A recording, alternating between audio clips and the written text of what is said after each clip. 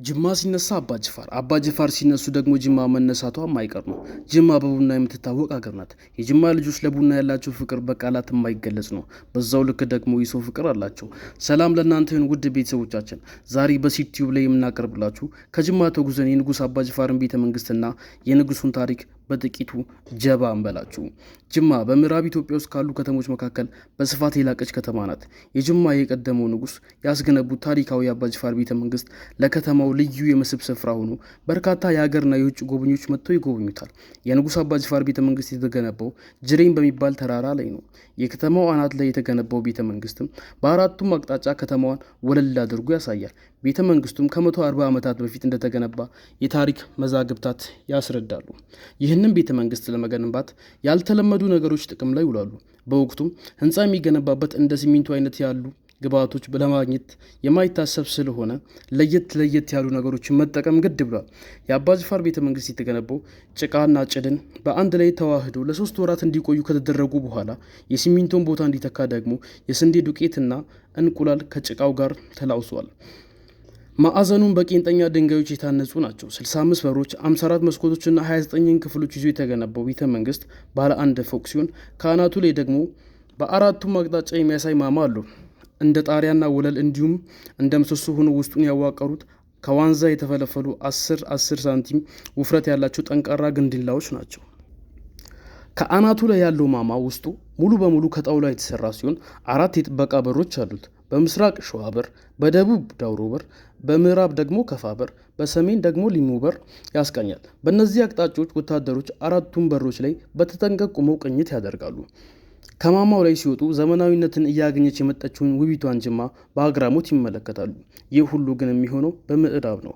ወደ ራሳቸውም ሲመለሱ ያቺን ውብ አድርጎ ያሳያትን ወደ ምናባቸው ሲመልሱ ያን ይዛቁ ቁርቁሮችን እየተመለከቱ ለፈጣሪያቸው በምናባችን ያሳየክንን ያቺን ውብ ከተማ ለልጅ ልጆቻችን ትድረስ እያሉ ይጸልያሉ እና ጸሎታቸውም አልቀረም። ጅማ ውብና ማራኪ ሆና ደርሰናለች። ቤተ መንግስቱም በ1870 ሲገነባ ከህንድ፣ ከፓኪስታን፣ ከፈረንሳይ፣ ከእንግሊዝ፣ ከሌሎች የአረብ ሀገሮች ጋር ዲፕሎማቲክ ግንኙነት የነበራቸው ንጉስ አባ ጅፋር ለግንባታው የሚሆን አንዳንድ ግብዓቶችን ከባህር ማዶ አስመጥተዋል ይባላል። ለአብነትም እንደ ብረት የሚጠነክረው የጣሪያ ክዳን የተጫነው ከእንግሊዝ አገር ነበር። በወቅቱም ዘመናዊ ትራንስፖርት አገልግሎት አልነበረም። የቤት ክዳን ቆርቆሮ በግመል ተጭኖ በኬንያ በኩል ነበር ወደ ኢትዮጵያ እንዲገባ የተደረጉ። ከማማው ጫፍ ላይ የቆመው የመብረቅ መከላከያ ብረት እንዲሁም ከፈረንሳይ ሀገር ነበር የመጣው።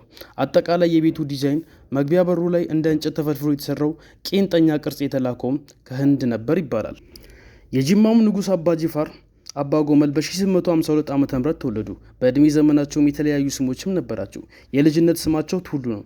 ቱሉ የተራራ ስም ነው። ይህም የተባለውም ቁመታቸው 2 ሜትር ከ10 ሴንቲሜትር ስለሚደርስ ነው። ደረታቸው 1 ሜትር ይሰፋል። ክብደታቸውም ደግሞ 150 ኪሎ ግራም እንደነበር ይነገራል። ከቱሉ ቀጥሎ በእስልምና ስማቸው የሚጠሩ እንደነበር ይናገራል። ሌላ ስማቸው ደግሞ ቀላ ሲሆን ረጅም ቁመት ስላላቸው ገጽታቸውም ተከትሎ የተሰጣቸው ስም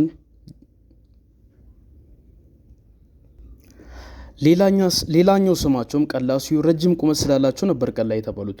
ገጽታቸውን ተከትሎ የተሰጣቸው ስም ደግሞ አብዲማ ጠይም መልክ ወይም ደግሞ ጠይም መልከ መልካም ማለት ነው። አባ ጅፋር የስልጣን ስማቸው ሲሆን ስልጣንን የወረሱት ከአባታቸው ከአባ መጋል ነበር። አባ ጅፋር ጅማን ለ56 ዓመታት እንደገዙ የታሪክ መዛግብታት ያስረዳሉ። ንጉሱም ጅማን የንግስና መቀመጫ አድርገው ለዓመታት ከቆዩ በኋላ ባደረባቸው ህመም ለ7 ዓመታት የአልጋ ቁራኛ ሆነው ቆይተው በ1926 ዓ.ም በተወለዱት በ74 ዓመታቸው ከዚህ ዓመት በሞት ተለዩ። በስልጣን ዘመናቸው መንግስትን ከመገንባት ባለፈ ስልጣኔ መቻቻልን በተግባር ያሳዩ ናቸው። ጅማ የፍቅርና የአንድነት ከተማ ናት። ጅማ ያን የጥንት የአባ ጅፋር መቀመጫ ሆኗ ከማገልገሏ ባሻገር በጥንታዊነቷ ቀደምት የምትባል ታሪካዊ ከተማ ናት። ውድ የቻናላችን ቤተሰቦች ታሪክን ከብዙ ባጭሩ ለእናንተ አቅርበናል።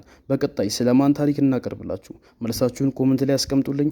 ሰብስክራይብ እያደረጋችሁ ሰላም ቆዩልኝ።